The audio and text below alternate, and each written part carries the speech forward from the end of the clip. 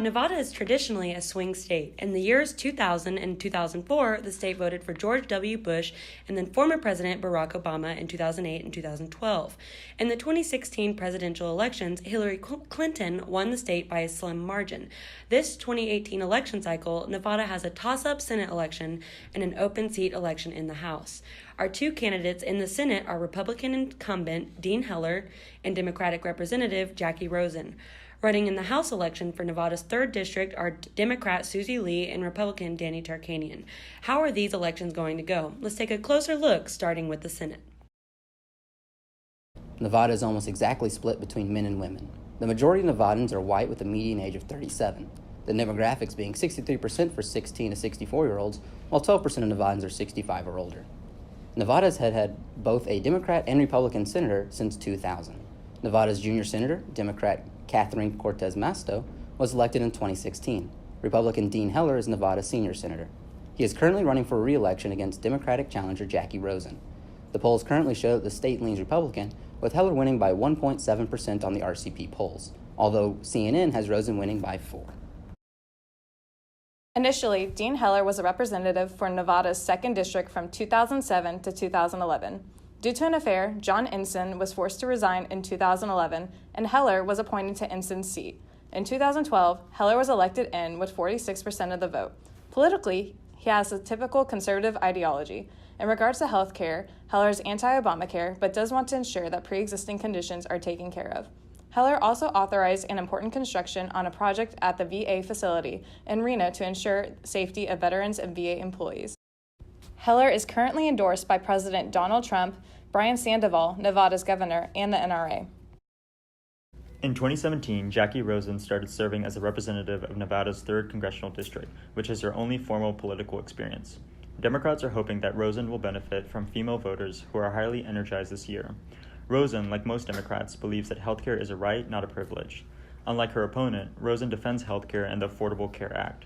She is also against Republican plans to end protections for people with pre-existing conditions. For veterans, she introduced the Forever GI Bill, fought to improve veteran healthcare plans and help with childcare. On immigration, she supports relief for Dreamers and TPS recipients. She introduced bipartisan legislation that is called the United and Securing American Act to help with path to citizenship. Rosen is currently endorsed by former President Obama, Emily's List, and End Citizens United.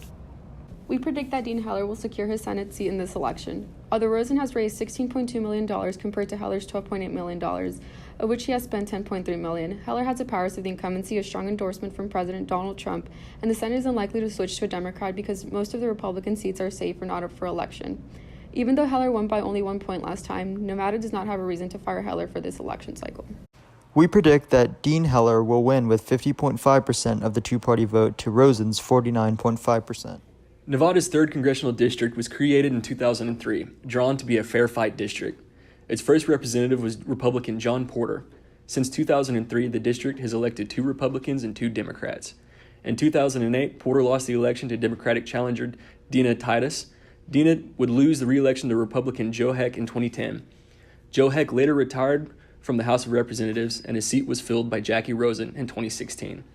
Rosen has represented the district since then.